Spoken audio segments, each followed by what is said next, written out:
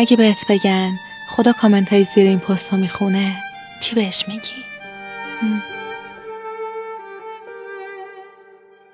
ما هم یه روز میریم، تو میمونی و قهری که هیچ وقت با آشتی نرسید.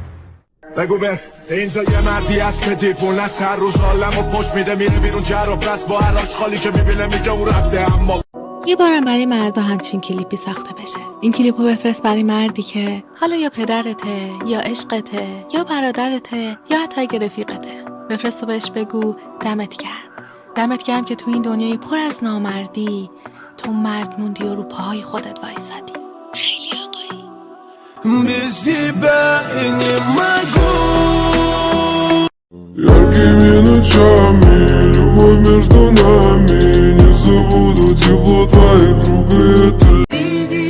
دیدی گفتم بی تو یه درده، مال هم میشیم هوا که سرده، مال من میشی سب کن یه ذره. دیدی گفتم ساعت 2:50 است.